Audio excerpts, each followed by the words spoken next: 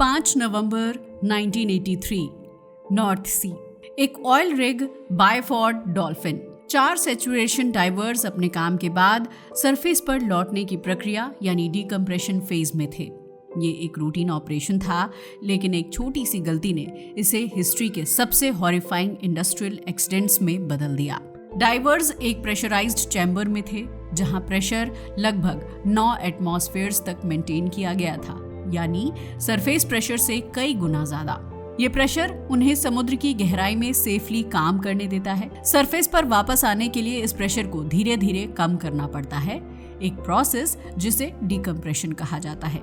लेकिन उस दिन डिकम्प्रेशन चैम्बर का एक हैच गलती से तब खोला गया जब अंदर अभी भी हाई प्रेशर था। जो हुआ वो मिली सेकेंड्स में खत्म हो गया। प्रेशर डिफरेंस इतना ज्यादा था कि चैम्बर के अंदर मौजूद एयर और ह्यूमन बॉडी इंस्टेंट बाहर की तरफ एक्सप्लोड हो गए। एक डाइवर लिटरली हैच के छोटे से ओपनिंग की तरफ वायलेंट फोर्स से खींच लिया गया। उसका शरीर उस ओपनिंग से गुजरते हुए ऑलमोस्ट डिसइंटीग्रेट हो गया। बाकी डाइवर्स के अंदर के ऑर्गन्स तक बाहर निकल गए। पूरा चैम्बर ब्लड, टिश्यू और डेब्रिस से भर गया। ये कोई एग्जैगरेशन नहीं है, ये ऑफिशियली डॉक्यूमेंटेड है। इस एक्सीडेंट ने एक चीज साफ कर दी, डीप सी डाइविंग में सबसे बड़ा खतरा पानी नहीं बल्कि प्रेशर है। यहीं से समझना जरूरी हो जाता है कि ये डाइवर्स एक्चुअली करते क्या हैं। डीप सी ऑयल और रिपेयर डाइवर्स, जिन्हें अक्सर कॉमर्शियल डाइवर्स कहा जाता है, समुद्र के नीचे ऑयल रिग्स, पाइपलाइंस और हैवी इंडस्ट्रियल स्ट्रक्चर्स की मेंटेनेंस और रिपेयर करते हैं। ये वही स्ट्रक्चर्स हैं जिन पर ग्लोबल ऑयल सप्लाई डिपेंड करती है।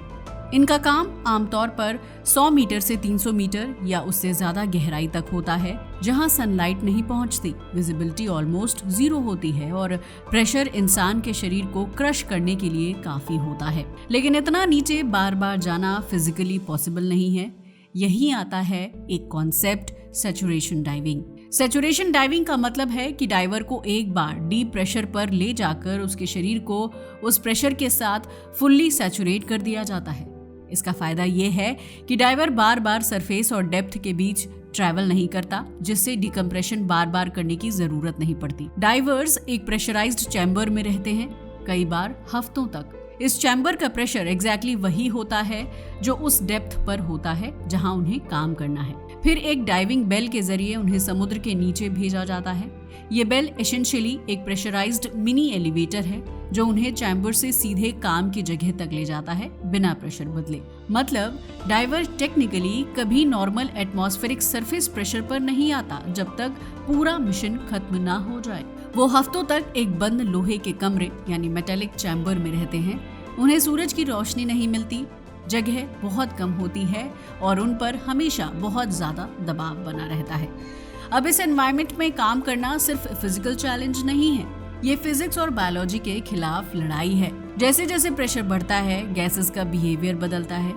नॉर्मल एयर इतनी गहराई पर डेंजरस और टॉक्सिक इफेक्ट्स पैदा कर सकती है, इसलिए diverse helium based breathing mixture use करते हैं, जिसे हीलियोक्स कहा जाता है। हीलियम नाइट्रोजन की तरह सिग्निफिकेंट नारकोटिक इफेक्ट नहीं देता, लेकिन इसकी वजह से डाइवर्स की आवाज कंप्लीटली बदल जाती है, हाई पिच्ड, ऑलमोस्ट रोबोटिक। लेकिन ये सिर्फ एक छोटा साइड इफेक्ट है, असली खतरे इससे कहीं ज्यादा बड़े हैं। पहला खतरा, डिकम्प्रेशन सिकनेस। अगर डाइवर जल्दी सरफेस पर आता है तो उसके खून में घुली हुई गैसेस बबल्स में बदल जाती हैं, ठीक वैसे जैसे सोडा बॉटल खोलने पर होता है। ये बबल्स जॉइंट्स में पेन, पैरालिसिस, ऑर्गन डैमेज और कई केसेस में डेथ तक कॉज कर सकते हैं। इसीलिए सैचुरेशन डाइवर्स को सरफेस पर लाने में कई दिन लग जाते हैं, सिर्फ डिकम्प्रेशन के लिए। दूसरा खतरा, नाइट्रोजन नार्कोसिस। हीलियोक्स के यूज से काफी हद तक रिड्यूस हो जाता है, लेकिन पूरी तरह एलिमिनेट नहीं होता। हाई प्रेशर पर गैसेस ब्रेन पर इफेक्ट डालती हैं, डाइवर को इंटॉक्सिकेटेड जैसा फील होता है, डिसीजन मेकिंग खराब हो जाती है, रिएक्शन टाइम स्लो हो जाता है। अब इमेजिन कीजिए, तुम समुद्र के नीचे हो, डार्कनेस में हैवी मशीनरी के साथ काम कर रहे हो और तुम्हारा ब्रेन पूरी तरह स्टेबल नहीं है। तीसरा खतरा, हाई प्रेशर नर्वस सिंड्रोम। ये एक्सट्रीम डेप्थ्स पर होता है, खासकर हीलियम बेस्ड ब्रीदिंग मिक्सचर्स के साथ। इसके सिम्टम्स हैं ट्रिमोर्स, डिजीनेस, नोजिया और कॉग्निटिव इम्पेयरमेंट। मतलब डाइवर फिजिकली कंट्रोल खो सकता है ऐसे एनवायरनमेंट में जहां एक छोटी गलती फैटल हो सकती है। लेकिन इन सब के अलावा एक ऐसा खतरा है जो सबसे अनप्रेडिक्टेबल है और जिसे अक्सर लोग जानते भी नहीं। ये है डेल्टा पी, प्रेशर डिफरेंशियल। समुद्र के नीचे कई बार दो एरियाज के बीच प्रेशर डिफरेंस बन जाता है, जैसे किसी पाइपलाइन या स्ट्रक्चर के दो साइड्स पर। अगर किसी जगह छोटी सी ओपनिंग हो और दूसरी तरफ प्रेशर कम हो तो पानी इनसेन फोर्स से उस ओपनिंग की तरफ फ्लो करता है। ये फोर्स इतना पावरफुल होता है कि डाइवर को मिलीसेकेंड्स में अपनी तरफ खींच सकता है, एस्केप करने का कोई मौका नहीं देता। कई डॉक्यूमेंटेड केसेस में डाइवर्स लिटरली उस ओपनिंग के अंदर खींच लिए गए हैं और उनका बॉडी रिकवर करना भी पॉसिबल नहीं हुआ। ये धीमी मौत नहीं होती, ये लगभग तुरंत जान ले लेने वाली घटना होती है, मानो इंसान पलक झपकते ही गायब हो गया हो। अब तक हमने प्रेशर, गैसेस और एनवायरनमेंट के रिस्क्स देखे, लेकिन डीप सी डाइविंग में एक और फैक्टर है, ह्यूमन लिमिटेशन। डाइवर्स को हैवी सूट्स पहनने होते हैं, टूल्स हैंडल करने होते हैं, कम्युनिकेशन मेंटेन करना होता है और हर सेकंड अलर्ट रहना होता है। फटीग, आइसोलेशन और कांस्टेंट रिस्क, ये सब मिलकर मेंटल स्ट्रेस क्रिएट करते हैं। अब सवाल आता है, इतने एक्सट्रीम रिस्क्स के बावजूद लोग ये काम करते क्यों हैं? इसका जवाब सीधा है, मनी। लेकिन ये उतना सिंपल नहीं है जितना सुनने में लगता है। डीप सी ऑयल और रिपेयर डाइवर्स दुनिया के हाईएस्ट पेड मैनुअल वर्कर्स में शामिल होते हैं, लेकिन उनकी सैलरी एक फिक्स्ड नंबर नहीं होती। ये पूरी तरह डिपेंड करती है लोकेशन, एक्सपीरियंस, डेप्थ और काम के टाइप पर। एंट्री लेवल कॉमर्शियल डाइवर खासकर डेवलपिंग रीजन्स में उतना ज्यादा नहीं कमाता, कई बार 30 से 60 हजार रुपए महीने के आसपास। लेकिन जैसे ही डाइवर ऑफशोर ऑयल इंडस्ट्री में जाता है, खासकर सैचुरेशन डाइविंग में, नंबर्स तेजी से बदल जाते हैं। North Sea, Gulf of Mexico या मिडिल ईस्ट में काम करने वाले एक्सपीरियंस्ड सैचुरेशन डाइवर्स एक दिन का 500 से 1500 USD, लगभग 46,000 से 1,40,000 तक कमा सकते हैं। इसका मतलब है कि एक महीने के प्रोजेक्ट में वो लाखों रुपए तक कमा लेते हैं। कुछ स्पेशलाइज्ड वेल्डर्स और सैचुरेशन डाइवर्स सालाना करोड़ रुपए के आसपास भी पहुंच सकते हैं, लेकिन ये टॉप 5 to 10% है, हर किसी के लिए नहीं। ये हाई पे दरअसल रिस्क का कंपनसेशन है और इंडस्ट्री इसे ओपनली एक्सेप्ट करती है, क्योंकि रियलिटी ये है कि इस जॉब में एक्सीडेंट्स रेयर नहीं हैं, बस हर बार हेडलाइंस नहीं बनते। Official global death count accurately documented नहीं है। अलग अलग देशों में अलग रिपोर्टिंग स्टैंडर्ड्स हैं और कई प्राइवेट कंपनीज इंसिडेंट्स को पब्लिकली डिस्क्लोज नहीं करती। लेकिन available industry reports, insurance data और सेफ्टी ऑर्गेनाइजेशंस के एस्टिमेट्स मिलाकर एक रफ पिक्चर बनती है। कॉमर्शियल डाइविंग, खासकर ऑफशोर सेक्टर में, हिस्टोरिकली एक हाई रिस्क ऑक्यूपेशन माना जाता है। 1970s और 80s में जब नॉर्थ सी ऑयल बूम चल रहा था, तब सेफ्टी स्टैंडर्ड्स आज जितने स्ट्रिक्ट नहीं थे। उस दौर में कई फैटल एक्सीडेंट्स हुए, जिनमें से सबसे शॉकिंग वही था जिससे हमने शुरुआत की, बायफोर्ड डॉल्फिन डाइविंग एक्सीडेंट। लेकिन उसके बाद भी खतरे खत्म नहीं हुए। प्रेशर डिफरेंशियल यानी डेल्टा पी के केसेस आज भी होते हैं और ये सबसे अनप्रेडिक्टेबल एक्सीडेंट्स माने जाते हैं। कई रिपोर्ट्स में डाइवर्स सिंपली मिसिंग डिक्लेयर कर दिए जाते हैं क्योंकि उनका बॉडी रिकवर करना पॉसिबल नहीं होता। एक डॉक्यूमेंटेड केस में एक डाइवर अंडर वाटर स्ट्रक्चर के पास इंस्पेक्शन कर रहा था। उसे अंदाजा नहीं था कि पास की पाइपलाइन में प्रेशर इम्बैलेंस है। जैसे ही वो एक छोटे ओपनिंग के पास गया, पानी ने उसे इतनी तेजी से खींचा कि सेफ्टी लाइन तक रिएक्ट नहीं कर पाई। पूरा इंसिडेंट सेकेंड्स में खत्म हो गया। सरफेस टीम को सिर्फ सेफ्टी लाइन में अचानक स्लैक महसूस हुआ।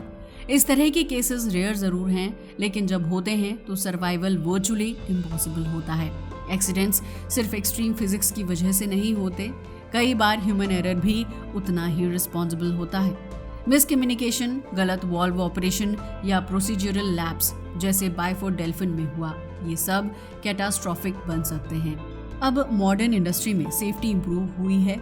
स्ट्रिक्ट प्रोटोकॉल्स, ऑटोमेटेड सिस्टम्स और बेहतर ट्रेनिंग ने फैटेलिटी रेट कम किया है। रिस्क आज भी जीरो नहीं हुआ है और जो रिस्क विजिबल है उससे भी बड़ा है लॉन्ग टर्म डैमेज जो धीरे धीरे सामने आता है। सैचुरेशन डाइवर्स का शरीर बार बार एक्सट्रीम प्रेशर साइकिल्स से गुजरता है। इससे जॉइंट्स पर परमानेंट डैमेज पड़ सकता है, जिसे डायस्बैरिक ओस्टियोनेक्रोसिस कहा जाता है। इसमें बोन्स के अंदर ब्लड सप्लाई डिस्टर्ब हो जाती है और जॉइंट्स धीरे धीरे डिग्रेड होने लगते हैं। कई रिटायर्ड डाइवर्स को क्रॉनिक पेन, लिमिटेड मोबिलिटी और मल्टीपल सर्जरीज का सामना करना पड़ता है। लंग्स और नर्वस सिस्टम भी पूरी तरह सेफ नहीं रहते। हाई प्रेशर गैसेस, लंबे समय तक हीलियम एक्सपोजर और बार बार होने वाली डीकम्प्रेशन, ये सब मिलकर दिमाग और नर्व्स से जुड़ी प्रॉब्लम्स पैदा कर सकते हैं। कुछ diverse memory problems, coordination issues और परसिस्टेंट फटीग की शिकायत करते हैं, even years after leaving the job. फिर आता है साइकोलॉजिकल इम्पैक्ट। हफ्तों तक कन्फाइंड मेटेलिक चैम्बर में रहना, बाहर पूरी तरह डार्कनेस और हर समय ये अवेयरनेस कि एक छोटी गलती फैटल हो सकती है। ये मेंटल स्ट्रेस क्रिएट करता है जिसे इग्नोर करना आसान नहीं है। डाइवर्स अक्सर लॉक इन या ट्रैप्ड फीलिंग डिस्क्राइब करते हैं, जैसे वो फिजिकली ही नहीं मेंटली भी ट्रैप्ड हो। इस सब के बावजूद इंडस्ट्री चलती रहती है क्योंकि global oil infrastructure largely under water है और रोबोट्स अभी तक हर सिचुएशन हैंडल नहीं कर सकते। रिमोट ऑपरेटेड व्हीकल्स कई काम कर लेते हैं, लेकिन कॉम्प्लेक्स रिपेयर, वेल्डिंग और इमरजेंसी सिचुएशंस में ह्यूमन डाइवर्स अभी भी ज़रूरी हैं। मतलब साफ है, ये जॉब निकट भविष्य में खत्म होने वाली नहीं है, लेकिन ये भी उतना ही साफ है कि ये जॉब हर किसी के लिए नहीं है। ये सिर्फ फिजिकल स्ट्रेंथ का सवाल नहीं है, ये टॉलरेंस का सवाल है। उन्हें दबाव, अकेलापन, खतरा और अनिश्चितता सब कुछ जानबूझकर स्वीकार करना पड़ता है और यही बात इसे अलग बनाती है। ये कोई हीरोइक या ग्लैमरस कहानी नहीं है और ना ही ये कोई ग्लैमरस करियर है। ये एक सीधा सौदा है, ज़्यादा पैसों के बदले बेहद बड़ा जोखिम। बायफोर्ड डॉल्फिन जैसे इंसिडेंट्स रेयर हैं लेकिन इम्पॉसिबल नहीं। डेल्टा पी जैसे हज़ार्ड्स इनविजिबल हैं लेकिन हमेशा नहीं रहते। और लॉन्ग टर्म डैमेज अक्सर साइलेंटली एक्यूमुलेट होता रहता है। इसलिए जब कोई डाइवर समुद्र के नीचे उतरता है तो वो सिर्फ पानी के अंदर नहीं जा रहा होता, वो एक ऐसे एनवायरनमेंट में एंटर कर रहा होता है जहां ह्यूमन बॉडी नेचुरली बिलोंग नहीं करती और वहां सर्वाइवल स्किल से ज्यादा डिसिप्लिन और प्रिसिशन पर डिपेंड करता है। क्योंकि इस दुनिया में एक छोटी सी गलती सिर्फ मिस्टेक नहीं होती, वो परमानेंटली फैटल हो सकती है। आज के लिए बस इतना ही। वीडियो अच्छा लगा हो तो इसे लाइक और शेयर करें और हमारे चैनल को भी सब्सक्राइब करें। जय हिंद दोस्तों।